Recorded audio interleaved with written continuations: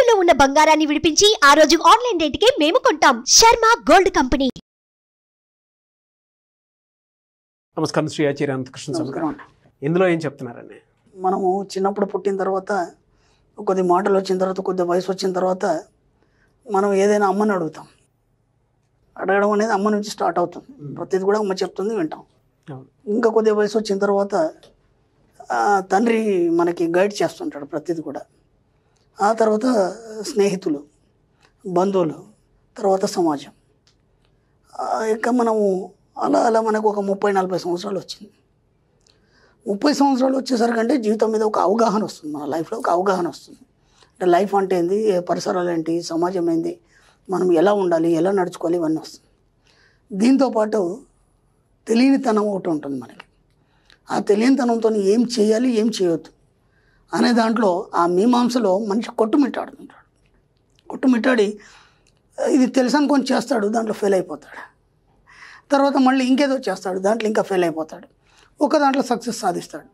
Success సాధించడానికి మళ్ళీ ఇంకేదో చేస్తాడు, మళ్ళీ ఇలా ఇలా ఇలా 40 years దాకా వస్తుంది.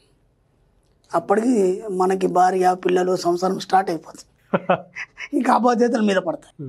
ఆ 40 years వచ్చేసరికంటే నీకు అతీతమైనటువంటి కొన్ని శక్తులు వస్తాయి. అతీతమైన శక్తులు మీకు తెలియదు. అది మీకు తెలియకుండా ఒక గంభీరత్వం అనేది మీరు సంతరించుకుంటారు మీరు. ఓకే, అప్పుడు కూడా మీరు ఇంకా పిల్లల్లాగా ప్రవర్తిస్తూ ఎదుటి వాళ్ళని అదేంటి ఇదేంటి అని అడిగే స్థాయి అనేది మీరు కోల్పోవాలి. అప్పటికి కూడా మీరు అడుగుతూ కూర్చోవద్దు. 40 years వచ్చినాయంటే మీరు ఎవరినేమో అడగద్దు, ఇక మౌనం వహించాలి. నేను అదే చెప్తున్నాను. అడిగే స్థాయి కాదు. 40 years వచ్చిందంటే మీరు అడిగే స్థాయి కాదు, మీరు ఇతరులకు చెప్పే స్థాయి. దీన్ని మీరు ముందు గమనించాలి. ఇక్కడ ఎలా ఉంటుందంటే, నా క్లాస్లోకి వస్తారు చాలామంది 50-60 సంవత్సరాలు కూడా వచ్చినాయి.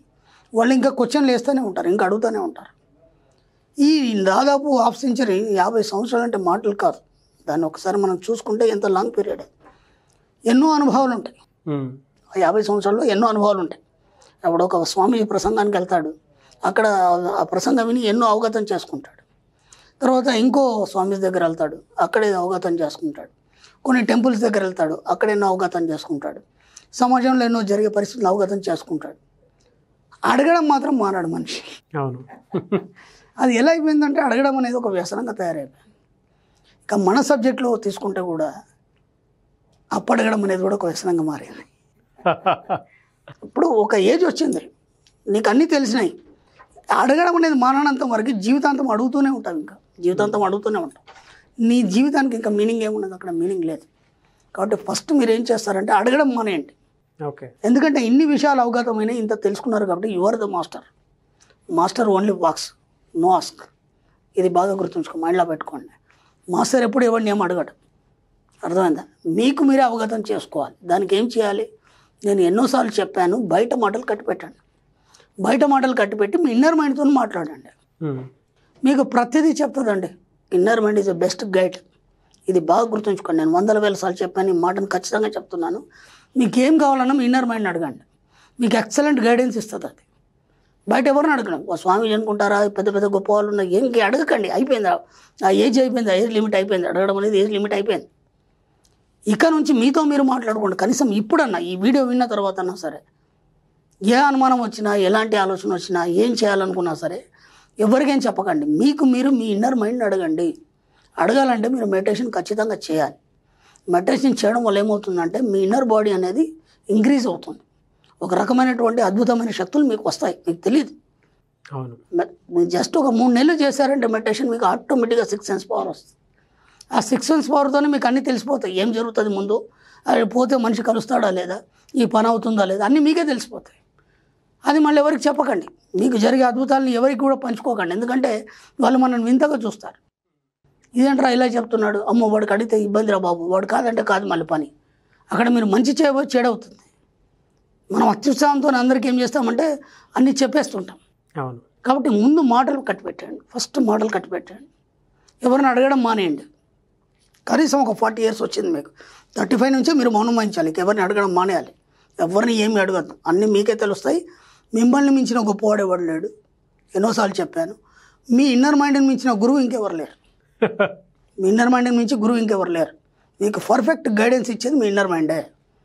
ఇంకా ఏ దేవుడు లేడు ఈ ప్రపంచంలో, మీరే దేవుడు అని చెప్పాను ఎన్నోసార్లు. మిమ్మల్ని మించిన దేవుడు ఈ ప్రపంచంలో లేడు, ఉండడు, ఉండబోడు. అవన్నీ ఇంతవరకు అవన్నీ ప్రాథమిక స్థాయి. దేవుళ్ళు పూజలు అనేవి ఏదైతే ఉన్నాయో అవన్నీ ప్రాథమిక స్థాయి. ఇంత మీరు ఆధ్యాత్మిక పరంగా మీరు ఎంతో లోతుకు చొచ్చుకుపోయారు, సమాజపరంగా ఎన్నో తెలుసుకున్నారు.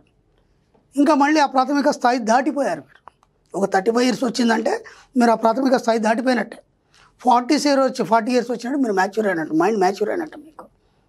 అంటే మీరే ఇతరులకు చెప్పే స్థాయిలో ఉన్నారు. ఇంకా మీకు దేవుడు అంటే ఏంది తెలిసిపోయింది, అన్ని విధానాలు తెలిసిపోయినాయి, దేంట్లో ఏముందనేది కూడా మీరు అవగతం చేసుకున్నారు.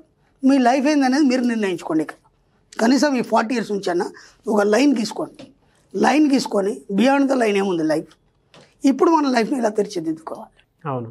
ఇప్పుడు ఏంటంటే ఇంతవరకు ఇతరుల మీద ఆధారపడ్డారు.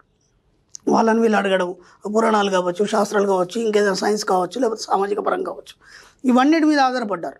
ఈ 40 years తర్వాత ఇంకా మీరు అవన్నీ పక్కన పెట్టండి. అది మొత్తం ఆ సబ్జెక్ట్ అంతా తోసండి, ఇంకేం లేదు, జీరో అయిపోయింది. ఫస్ట్ జీరో అయిపోయారంటే ఇక్కడ నుంచి మళ్ళీ మీ జీవితం స్టార్ట్ అవుతుంది. ఈ కొత్త జీవితం ఎలా ఉండాలి అనేది మీకు మీరే మీ ఇన్నర్ మైండ్ని అడగండి. మీరు ఎంత అడిగితే అంత మీ సబ్కాన్షియస్ మైండ్ మీకు ఎక్సలెంట్ గైడెన్స్ ఇస్తుంది. ఇప్పుడు కొత్త జీవితాన్ని ఎలా రాసుకోవాలి, ఆ కొత్త జీవితం ఎలా ఉండాలి, దానికి మీరే కర్త. అక్కడ ఏ డిస్టర్బెన్స్ అయినా మళ్ళీ మీరే కర్త, అది బాగా గుర్తుంచుకోండి. ఏ డిస్టర్బెన్స్ కాకుండా ఇక్కడ నుంచి ఎలా లైఫ్ తీసుకెళ్ళాలి అనే దాని మీద మాత్రమే దృష్టి పెట్టండి. అడగడం అనేది కంప్లీట్గా మానేయండి. ఎలాంటి క్వశ్చన్లు ఉండదు ఇక మీకు. ఇదే దానికి కూడా మీరు ఇది ఎలా అని మళ్ళీ మీకు క్వశ్చన్ రావద్దు. మీరు అడగండి, చెప్తుంది మీకు, ఖచ్చితంగా మీకు ఆన్సర్ ఇస్తుంది. ఇప్పుడు కొన్ని మన జరిగే విషయాలు కొన్ని గమనించండి. ఒక కీ మర్చిపోయాం, మన ఇంట్లో కీ మర్చిపోయాం, బైక్ కీయో ఏదో మర్చిపోయాం. ఇంట్లో అందరిని అడుగుతాం, ఏమో అక్కడ పెట్టావు ఇక్కడ పెట్టావు అంటారు. జస్ట్ ఒక ప్రశాంతంగా ఒక 5 నిమిషాలు కూర్చోండి. కూర్చున్న తర్వాత మీకు అవగాహన వస్తుంది, ఓహో ఆ కీ మిమ్మల్ని లాగుతుంది. అంటే ఆ కొద్దిసేపు ఒక ప్రశాంతంగా కూర్చోవడం వల్ల ఏమవుతుందంటే దానికి మీ ఇన్నర్ మైండ్కి కనెక్షన్ ఏర్పడుతుంది. ఆటోమేటిక్గా మీరే వెళ్ళి ఆ కీ తీసుకుంటారు. ఇలా ఎన్నోసార్లు జరుగుంటుంది మీ జీవితంలో, గమనించండి. అంటే ప్రతిదీ మీ ఇన్నర్ మైండ్తో కనెక్ట్ చేయండి. ఈ సామాజిక పరంగా కావచ్చు, మీ యొక్క జీవితం కావచ్చు, ఏదైనా సరే మీ ఇన్నర్ మైండ్తో ఎప్పుడైతే కనెక్ట్ చేస్తారో మీరు ఎక్కడ మిస్ కాకుండా మీ లైఫ్ని చక్కగా తీర్చిదిద్దుకుంటూ ఒక దారిలో వెళ్ళిపోతూ ఒక అద్భుతమైన ఒక కొత్త జీవితాన్ని మీరు చూడగలుగుతారు. కాబట్టి ప్రతిదానికి మీరు మీ ఇన్నర్ మైండ్ని మీరు కనెక్ట్ చేస్తూ, మీ ఇన్నర్ మైండ్ మీ గురువు. ఏం అడగాలనుకున్నా, ఎలాంటి జీవితంలో మీరు ఏ మార్పు రావాలనుకున్నా, ఒక వ్యాపారం చేయాలనుకున్నా, చెయ్యన్నా వద్దా, ఎంతవరకు కరెక్ట్, మీలైనంత మెడిటేషన్ చేయండి. దాంట్లో మీ ఇన్నర్ మైండ్ అనేది యాక్టివేట్ అవుతుంది. ఎంత వీలైతే అంత ఇన్నర్ మైండ్ అడగండి. ఆటోమేటిక్గా మీకు మంచి దారి చూపించి ఒక కొత్త జీవితాన్ని చేరుకుంటారు. మీరు అద్భుతమైన జీవితాన్ని గడుపుతారు. ఫస్ట్ పాయింట్ గుర్తుంచుకొని మీ జీవితంలో అడగడం మానేయండి. ఒక 40 years వచ్చిందంటే అడగడం మానేయండి. ఎవరి దగ్గరికి వెళ్ళకండి. ఏ ఆలయాలు కానీ, దేవుళ్ళు కానీ, పూజలు కానీ, మీరే దేవుడు ఇక అంతే. కాబట్టి మీ గైడ్ ఏదైతే ఉందో ఇన్నర్ మైండ్ గైడ్ ఎక్సలెంట్ ఉంటుంది, దాన్ని మాత్రమే ఫాలో కండి. అడగడం మానేయండి 40 years వచ్చిన తర్వాత. చిన్న డౌట్ సార్, చెప్పండి. చాలామంది రకరకాల టైమ్స్ ఫాలో అవుతుంటారు మెడిటేషన్కి. మనీ మెడిటేషన్ ఏ టైంలో చేస్తే బెటర్గా ఉంటుంది? మనీ మెడిటేషన్ మీరు 4:30 తర్వాత, ఎర్లీ అవర్స్ 4:30, రాత్రి 10:30 ప్రపంచ యోగ ధ్యానులు అందరూ కూర్చుంటారు మెడిటేషన్లో. వాళ్ళ అర అనేది మీకు వస్తుంది, అందుకని మీరు ఆ టైంలో కూర్చోవాలి. ఎర్లీ అవర్స్లో బ్రహ్మముహూర్తం కాబట్టి 4:30 తర్వాత 5 వరకు కూర్చోండి. కాబట్టి వెళ్ళాలనుకుంటే మీరు వెళ్ళండి. ఒక టెంపుల్ వెళ్ళారు, ఒక ఆలయం వెళ్ళారు, ఎందుకు వెళ్ళారు? అక్కడ ఉన్న కాస్మిక్ ఎనర్జీ తీసుకోవడానికి మాత్రం వెళ్ళండి. అంతగాని అక్కడ ఏదో అద్భుతాలు జరుగుతాయని కాదు. అద్భుతాలన్నీ మీ లోపలనే ఉన్నాయి. అద్భుతాలన్నీ మీ లోపలనే జరుగుతాయి. ఎక్కడో వెళ్తే ఏదో అద్భుతం జరుగుతుందని మీరు ఎప్పుడు కూడా అనుకోకండి. కాబట్టి ఎంత వీలైతే ఇన్నర్ మైండ్తో కనెక్ట్ అవ్వడం వల్ల మీరు ఎన్నో అద్భుతాలు సాధిస్తారు. ప్రపంచం మొత్తం మీద కూడా గొప్ప గొప్ప మేధావులు కానీ, సైంటిస్టులు కానీ, యోగులు కానీ, ఋషులు కానీ వాళ్ళు అద్భుతాలు సాధించారంటే వాళ్ళు అడగడం మానేశారు. కాబట్టి మీరు కూడా మానేయండి. మీ ఇన్నర్ మైండ్ మాత్రమే అడగండి. ఎక్సలెంట్ గైడ్ అండి. ఇంకెవ్వరిని కూడా ఫాలో కాకండి, దాన్ని మాత్రమే ఫాలో కండి. Sure. Thank you sir. Thank you so much Shri Acharya Anantakrishna Swami garu. Thank you.